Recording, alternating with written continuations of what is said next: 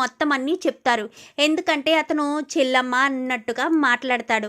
అవునా అండి అని చెప్పాను. కానీ అవునమ్మా, ముందు మా హాస్పిటల్ వస్తుంది, మేము హాస్పిటల్ దగ్గర దిగిపోతాం, డ్రైవర్ ఈవిడ్ని మార్కెట్లో దింపేసేయను. కానీ సరే సార్ అనేసరికి ఆవిడ మార్కెట్ పనంతా అయిపోయే వరకు అక్కడే ఉండి ఆవిడ మళ్ళీ ఇంటి దగ్గర డ్రాప్ చేసి నువ్వు హాస్పిటల్ దగ్గరికి వచ్చేసే, మేము ఈ ఆపరేషన్ గురించి ఫారెన్ డాక్టర్లతో మాట్లాడాలి అని చెప్పనేసరికి సరే సార్ అని చెప్పి ఇంకా డ్రైవర్ అంటాడు.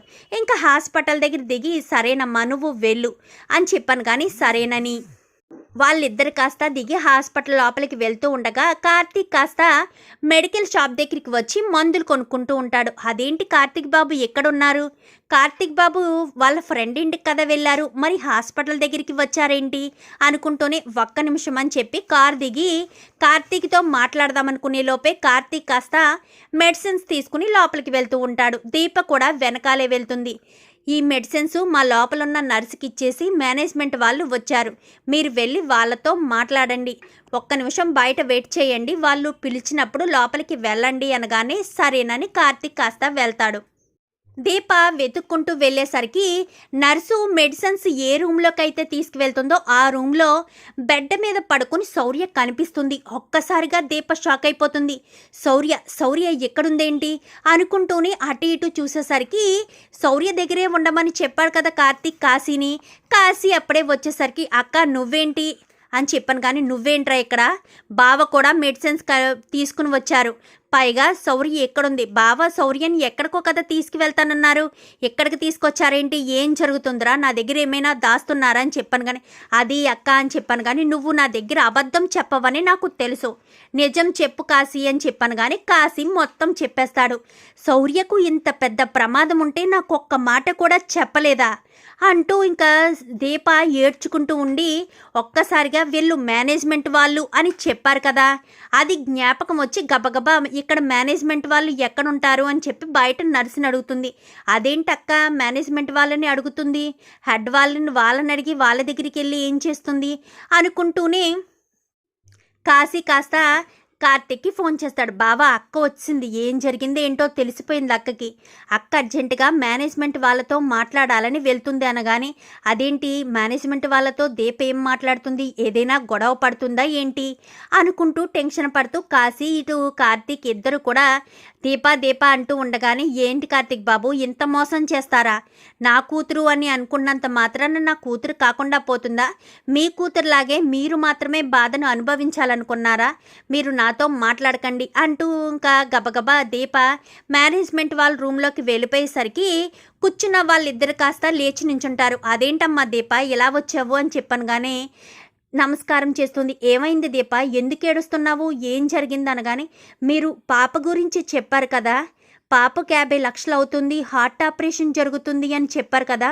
ఆ పాప ఎవరో కాదన్నా నా బిడ్డే, నా కూతురే అని చెప్పనేసరికి అవునా నీ కూతురా, మేము చేతనైన సహాయం చేయాలనుకున్నాము, ఎందుకంటే నా బిడ్డను కాపాడావు, అందుకు నీకు సహాయం చేయాలనుకుంటే వద్దని చెప్పావు, నీ రుణం ఈ రకంగా తీర్చుకోవడానికి ఆ భగవంతుడు మాకు ఎలా హెల్ప్ చేస్తున్నాడా, డాక్టర్ ఆ ఆపరేషన్కి సరిపడా అమౌంట్ మొత్తం మన కోటాలోనే తీసుకోండి, ఒక్క రూపాయి కూడా వాళ్ళ దగ్గర తీసుకోవద్దు, రూమ్ రెంట్స్ మెడిసిన్స్ ఆపరేషన్కి అయ్యే ఖర్చు మొత్తం అంతా మనమే భరించాలి, కేవలం వాళ్ళ పాపను ఆరోగ్యంగా బయటకు తీసుకువెళ్ళడమే వాళ్ళకి బాధ్యత, మీరు ఒక్క రూపాయి కూడా వాళ్ళ దగ్గర పేచి తీసుకోవద్దని. కానీ అదేంటి సార్ ఆపరేషన్కి 50 లక్షలు అవుతుంది సార్ అని. కానీ లేక పుట్టిన మా బిడ్డని కాపాడింది, ఆఫ్టర్ ఆల్ 50 లక్షలేంటి, 1 కోటి రూపాయలైనా సరే ఖర్చు పెడతాను, 100 కోట్లకి వారసుడు నా కొడుకును కాపాడని ఈవిడికి ఏం చేసినా తక్కువే, ఆ బిడ్డ మాత్రం పూర్తి ఆరోగ్యంగా ఉండాలి, మనం ముందుగా ప్లాన్ చేసుకున్నట్టుగానే ఫారెన్ డాక్టర్స్ అందరినీ పిలిపించండి, మొత్తం ఆపరేషన్ అంతా దగ్గరుండి చూసుకోవాలి, ఎక్కడ ఏ చిన్న ఫాల్టు రాకూడదు, మొత్తం నేనే పర్సనల్గా చూసుకుంటానని చెప్పనేసరికి మీ ఇష్టం డాక్టర్ అని. కానీ చాలా థ్యాంక్స్ అన్నాను. కానీ నువ్వు చేసిన దాని ముందు ఇది చాలా తక్కువమ్మా, నీ రుణం ఈ రకంగా తీర్చుకుంటున్నామనుకుంటాము అని చెప్పి వాళ్ళిద్దరూ మాట్లాడేసరికి నమస్కారం చేసి కార్తీక్ అందరూ కూడా బయటకు వచ్చేస్తారు.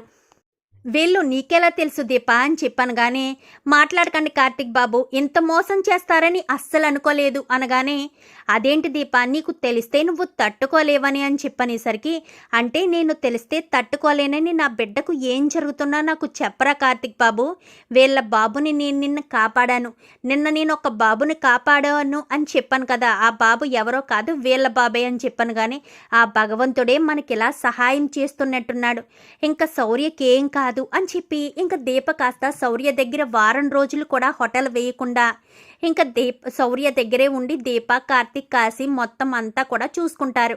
కాశీ ఇచ్చిన 5 లక్షల రూపాయలు కూడా మేనేజ్మెంట్ వాళ్ళు వెనక్కి ఇచ్చేస్తారు. కాశీ తనకు తీసుకున్న డబ్బులు ఖర్చులుకుంటాయి బావా అనగాని ఏం వద్దు, వాళ్ళు 1 రూపాయి కూడా తీసుకోమని చెప్పారు కదా, నువ్వేమీ ఇవ్వద్దు అని చెప్పి దీప అయితే చెప్తుంది. ఇంకా అలా చెప్పిన తర్వాత ఇక్కడ దాసునైతే హాస్పిటల్ దగ్గర ఉంటే ప్రమాదం అని అదే డాక్టర్ ఇంటి దగ్గర ట్రీట్మెంట్ చేస్తూ ఉంటాడు. సడన్గా ఒకరోజు తను నార్మల్ స్థితికి, అంటే సడన్గా తను కోమాలోంచి బయటికి వచ్చేస్తాడు. అదే స్థితిలో ఆ ఇంట్లో కేవలం పని మనిషి మాత్రమే ఉంటుంది. డాక్టర్స్ ఇద్దరు, అంటే భార్యాభర్తలు ఇద్దరూ కూడా వాళ్ళ క్లినిక్స్కి వెళ్ళిపోవడంతో ఎప్పుడైతే దాస్కి స్పృహ వస్తుందో వెంటనే నేరుగా అక్కడ ఎవరికీ కూడా ఏమీ చెప్పకుండా అక్కడ ఉన్న నర్సుకి కానీ అక్కడ ఉన్న పని మనిషితో కానీ ఏమీ మాట్లాడకుండా నేరుగా పోలీస్ స్టేషన్ దగ్గరికి వెళ్తాడు దాసు. వెళ్ళి నన్ను ఇలా జోష్న చంపాలని చూసిందని, ఎవరో తెలియని వ్యక్తి నన్ను హాస్పిటల్లో జాయిన్ చేసి ట్రీట్మెంట్ ఇచ్చారని మొత్తం అంతా కూడా చెప్పేసరికి ఇంకా తనను ఒకసారి చూడండి, తనకు ట్రీట్మెంట్ అయిందా లేదా అనగానే తలకి కట్టు ఉండడం, వెనకాల బలంగా కొట్టినట్టుంది సార్, కుట్లు కూడా పడ్డాయి అని చెప్పనేసరికి చేతికి సెలైన్ పెట్టింది కూడా ఉంటుంది. అవును సార్ ఇతను చెప్పేది నిజమే అనగానే, అదేంటి నేను కంప్లైంట్ ఇస్తున్నాను కదా అని చెప్పనేసరికి కంప్లైంట్ తీసుకుంటారు. అయితే మీరు ఇక్కడే కూర్చోండి, వెళ్ళి ఆ జోష్న అన్న అమ్మాయిని అరెస్ట్ చేసి తీసుకొస్తామని నేరుగా పోలీసులు ఇంటికి వస్తారు. ఇంటికి వస్తేనే కానీ ఇక్కడ దాసు కోలుకున్నాడన్న విషయం దశరథకు తెలియదు. పోలీసులు ఇంటికి రావడంతో ఇక్కడ జోష్న అంటే ఎవరు అని చెప్పాను. కానీ ఏం జరిగింది అనగానే, దాసు అనే వ్యక్తి పైన హత్యా ప్రయత్నం చేసినట్టు అతనే నేరుగా వచ్చి పోలీస్ స్టేషన్లో కంప్లైంట్ ఇచ్చాడు అని చెప్పనేసరికి ఒక్కసారిగా షాక్ అయిపోతుంది.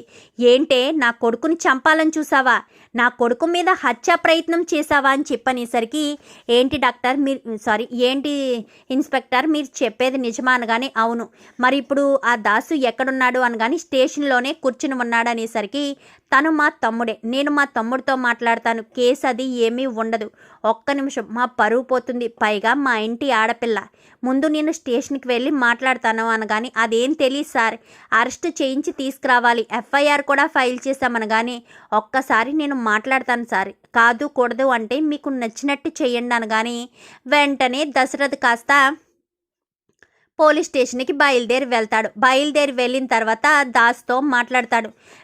కాదు దాసు, తను నీకు ఎంతైనా కూతురు లాంటిదే కదా, తన మీద కేసు పెడితే ఇంటి పరువే పోతుంది కదా, పైగా నాన్నకు నువ్వంటే కోపం, ఇప్పుడు ఇంకా కోపం పెరిగిపోతుంది అంటూ ఇంకా దశరథు దాసుని ఒప్పించే ప్రయత్నం చేస్తాడు.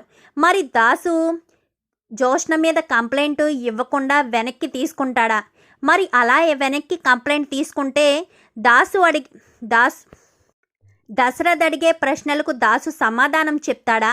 జోష్న నిజస్వరూపాన్ని బయటపెట్టి దీపే మీ కన్న కూతురు అన్న విషయాన్ని చెప్తాడా? అసలు దాసు నేరుగా ఇంటికి వెళ్ళి చెప్పడం మానేసి జోష్న మీద ఎందుకు కంప్లైంట్ ఇవ్వాలనుకున్నాడు? ఇదంతా కూడా రాబోయే ఎపిసోడ్స్లో చూసి తెలుసుకునేద్దాం. మా వీడియో కనుక మీకు నచ్చినట్లయితే వెంటనే లైక్ చేసి మా ఛానల్ని సబ్స్క్రైబ్ చేసుకుని పక్కనే ఉన్న బెల్ సింబల్లో ఆల్ పై క్లిక్ చేయండి. ఎలా చేయడం వల్ల అందరికంటే ముందుగా చూడవచ్చు.